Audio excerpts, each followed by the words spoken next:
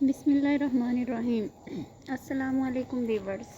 آج ہم بات کریں گے حضرت لوط علیہ السلام کی زندگی کے واقعات و حالات کے بارے میں۔ سب سے پہلے حضرت لوط علیہ السلام کا نسب نامہ بیان کرتے ہیں۔ لوط بن حاران بنت طارق، طارق جو کہ حضرت ابراہیم علیہ السلام کے والد تھے، یعنی کہ آزر۔ حضرت لوط ابراہیم علیہ السلام کے بھتیجے تھے۔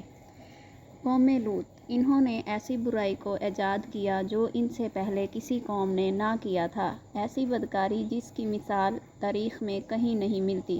اس قوم نے ایسا کام کیا تھا اور ان کا کیا انجام ہوا، جانیں گے ہم آج کی اس ویڈیو میں۔ حضرت لوط علیہ السلام اللہ کے برگزیدہ بندے تھے۔ آپ کے والد کا نام حاران تھا جو طارق کے بیٹے تھے۔ آپ کی پیدائش مصر کے مشہور شہر عر میں ہوئی تھی جو ابراہیم علیہ السلام کا مسکن تھا۔ دراصل لوط علیہ السلام کے والد حاران حضرت ابراہیم علیہ السلام کے سگے بھائی تھے، یعنی کہ حضرت لوط علیہ السلام حضرت ابراہیم علیہ السلام کے بھتیجے تھے۔ چونکہ حضرت لوط علیہ السلام کے والد ان کے بچپن میں ہی انتقال کر چکے تھے، لہٰذا حضرت لوط علیہ السلام کو حضرت ابراہیم علیہ السلام نے بیٹا بنا کر پالا تھا۔ آپ علیہ السلام حضرت ابراہیم علیہ السلام پر سب سے پہلے ایمان لانے والوں میں سے تھے۔ آپ علیہ السلام حضرت ابراہیم علیہ السلام کے زمانے میں اہل سدوم کی رہنمائی کے لیے نبوت کے منصب پر فائز ہوئے۔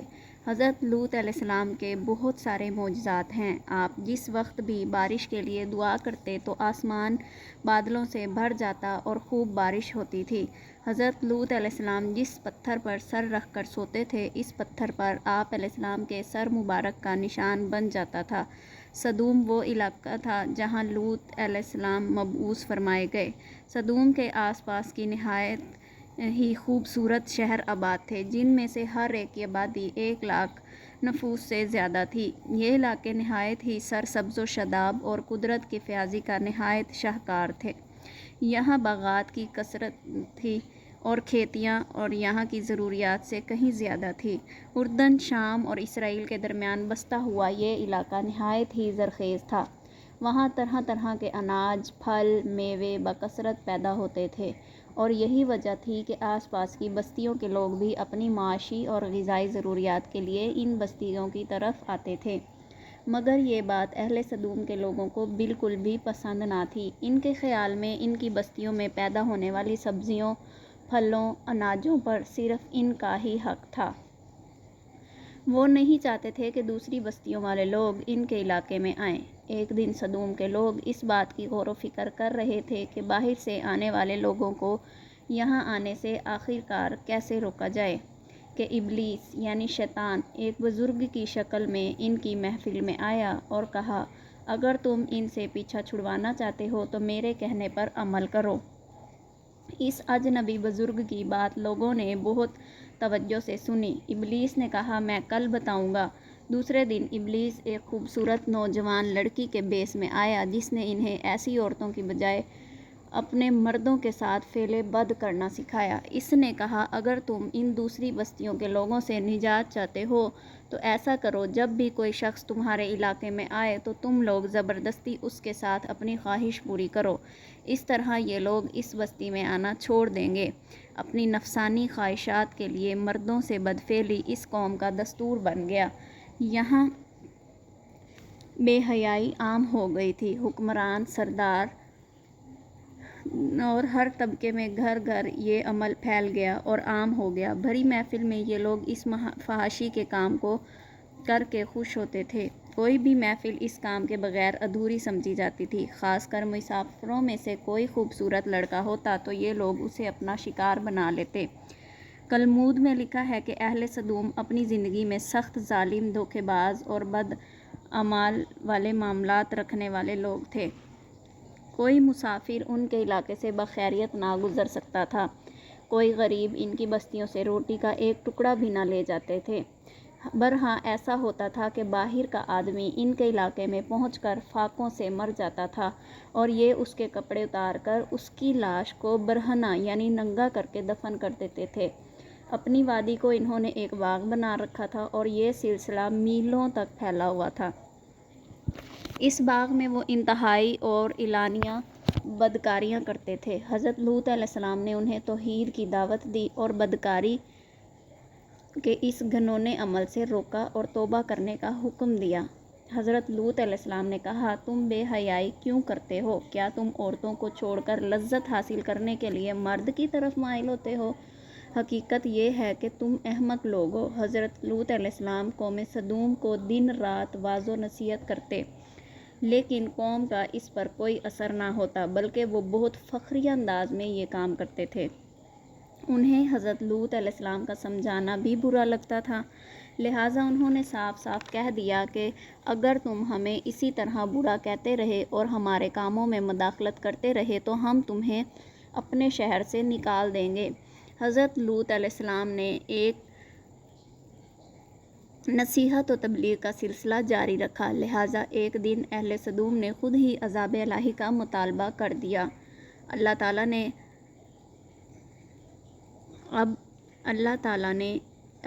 اس قوم پر عذاب لانے کا فیصلہ کر دیا تھا۔ اللہ تعالیٰ نے اب تک اس بدترین اور فحاشی و بدکاری کے باوجود ڈھیل دے رکھی تھی۔ انہوں نے حضرت لوط علیہ السلام سے ایک دن کہا، اگر تم سچے ہو تو ہم پر عذاب لے آؤ، لہٰذا ان پر عذاب الہی کا فیصلہ ہو گیا۔ اللہ نے اپنے خاص فرشتوں کو دنیا کی طرف روانہ کر دیا۔ یہ فرشتے دراصل حضرت جبرائیل، میکائیل اور اسرافیل علیہ السلام تھے۔ پھر یہ فرشتے حضرت لوط علیہ السلام کے گھر تشریف لے آئے۔ حضرت لوط علیہ السلام نے جب ان خوبصورت نوعمر لڑکوں کو دیکھا تو سخت گھبراہٹ اور پریشانی میں مبتلا ہو گئے۔ انہیں یہ خطرہ محسوس ہوا کہ ان کی قوم کے لوگوں نے اگر انہیں دیکھ لیا تو نہ جانے وہ ان کے ساتھ کیا سلوک کریں گے۔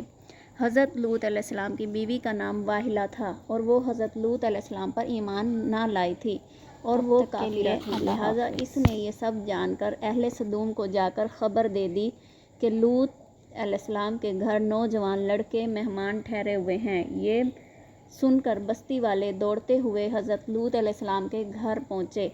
حضرت لوط علیہ السلام نے کہا، اے قوم، یہ میری قوم کی لڑکیاں ہیں، یہ تمہارے لیے جائز اور پاک ہیں، اللہ سے ڈرو اور مجھے میرے مہمانوں کے سامنے رسوا نہ کرو۔ کیا تم میں سے کوئی بھی شائستہ آدمی نہیں ہے؟ حضرت لوط کی بات سن کر وہ بولے، تم بخوبی واقف ہو کہ تمہاری بیٹیوں سے ہمیں کوئی حاجت نہیں اور جو ہماری اصل چاہت ہے وہ اس سے تم بخوبی واقف ہو۔ قوم لوط کے اس بے شرمانہ جواب سے اندازہ لگایا جا سکتا تھا کہ وہ فعل بد میں کس حد تک مبتلا ہو چکے تھے۔ جب حضرت لوط علیہ السلام کی قوم ان کے گھر کی طرف دوڑتی ہوئی آئی تو حضرت لوط علیہ السلام نے دروازے بند کر دیے اور ان نوجوانوں کو ایک کمرے میں چھپا دیا۔ ان بدکار لوگوں نے آپ کے گھر کا گھیراؤ کیا ہوا تھا اور ان میں سے کچھ گھر کے اوپر چڑھے ہوئے تھے۔ حضرت لوط علیہ السلام اپنے مہمانوں کی عزت کے خیال سے بہت زیادہ گھبرائے ہوئے تھے۔ فرشتے یہ سارا منظر دیکھ رہے تھے۔ جب انہوں نے حضرت لوط علیہ السلام کی بے بسی اور پریشانی کا یہ عالم دیکھا تو حقیقت سے پردہ اٹھاتے ہوئے یوں فرمایا کہ اے لوط، ہم تمہارے رب کے بھیجے ہوئے فرشتے ہیں، یہ لوگ ہرگز تم تک نہیں پہنچ سکتے، ابھی کچھ رات باقی ہے، اپنے گھر والوں کو لے کر چل دو، میں تو تم میں سے کوئی پیچھے مڑ کر نہ دیکھے۔ اہل سدوم حضرت لوط علیہ السلام کا دروازہ توڑنے پر بضد تھے، لہٰذا حضرت جبرائیل علیہ السلام نے گھر سے باہر نکل کر اپنے پر کا ایک کونا انہیں مارا۔ اس سے ان سب کی آنکھوں کے ڈیلے باہر نکل آئے اور بصارت زائل ہو گئی۔ یہ عذاب ان لوگوں کو پہنچا جو حضرت لوط علیہ السلام کے پاس بدنیتی سے آئے تھے۔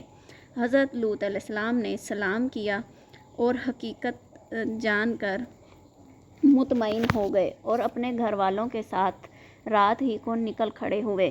ان کی بیوی بھی ان کے ساتھ تھی، لیکن کچھ دور جا کر وہ واپس اپنی قوم کی طرف پلٹ گئی اور قوم کے ساتھ جہنم رسید ہو گئی۔ صبح کا آغاز ہوا تو اللہ کے حکم سے جبرائیل نے بستی کو اپنے پر سے اکھاڑ دیا، پھر اپنے بازو پر رکھ کر آسمان پر چڑھ گئے، یہاں تک کہ آسمان والوں نے بستی کے कुत्ते के भौंकने और लोगों के बोलने की आवाज़ें सुनी। फिर इस बस्ती को ज़मीन पर दे मारा, जिसके बाद इन पर पत्थरों की बारिश हुई। हर पत्थर पर मरने वाले का नाम लिखा हुआ था। जब ये पत्थर इनके सर पर लगते तो इनके सर पाश पाश हो जाते। सुबह सवेरे शुरू होने वाला ये अजाब रात तक पूरी बस्ती को नाबूदो नाबस्त कर चुका था।